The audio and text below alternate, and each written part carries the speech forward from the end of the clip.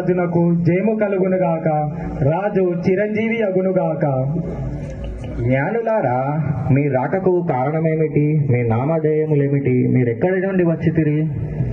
నా పేరు కాస్పర్, నాది పారసిక దేశము.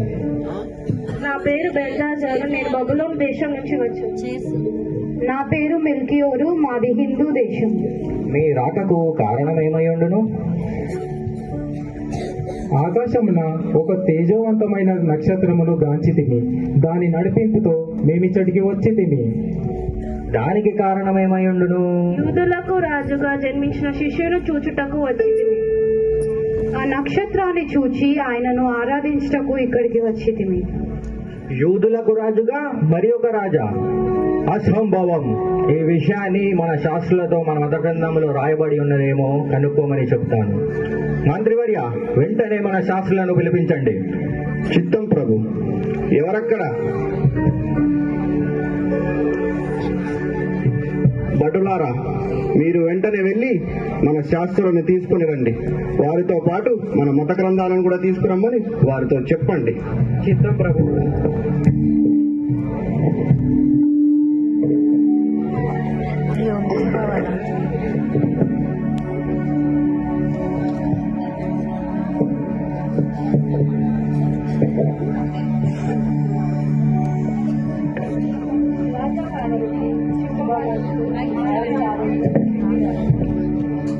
శాస్త్రులారా, ఆసీనులు కండి. ఈ జ్ఞానులు యూదులకు మరొక రాజు పుట్టి ఉన్నాడని చెబుతున్నారు. ఏమిటి వైపరీత్యం? ఒక నవీన నరగతి ఖచ్చితముగా పుట్టి ఉన్నాడని చెబుతున్నారు. ఎవరి రాజు? ఏమిటి వింత? మన మత గ్రంథాల్లో ఈ గురించి ఏమైనా రాయబడి ఉన్నదేమో తెలియపరచండి.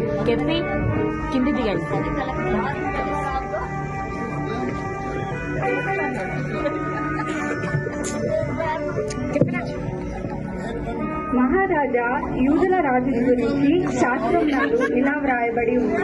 అదేమనగా, యూదా దేశపు బెత్లెహేమ, నీవు యూదా ప్రధానులలో ఎంత మాత్రము అల్పమైన దానివి కావు. ఇజ్రాయేలు అను నా ప్రజలను పరిపాలించి అధిపతి నీలో నుండి వచ్చును అని వ్రాయబడి ఉన్నది.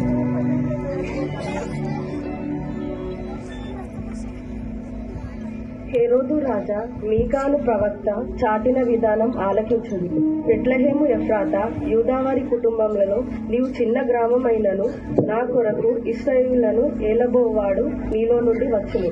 కావున బెత్లెహేము ఎఫ్రాతా ఆయన జన్మస్థానమని తెలియజేయుచున్నది.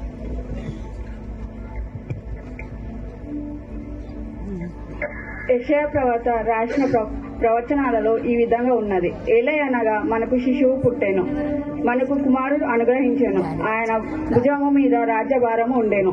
ఆశ్చర్యకరుడు, ఆలోచనకర్త, బలవంతుడైన దేవుడు, నిత్యుడగు తండ్రి, సమాధానకర్తయగు అధిపతి అని అతనికి పేరు పెట్టబడును. ప్రభు. శాస్త్రులారా, మీరిక వెళ్ళవచ్చును. జ్ఞానులారా, మీకు తెలియజేసిన విధంగా మీరు బెత్లెహేము వెళ్ళి ఆ బాలుని దర్శించి వారిని ఆరాధించి వారి జాగా తిరిగి మాకును తెలియజేయండి. మేమును వెళ్ళి దర్శించున్నాం. రాజు చిరంజీవి అగునుగాక.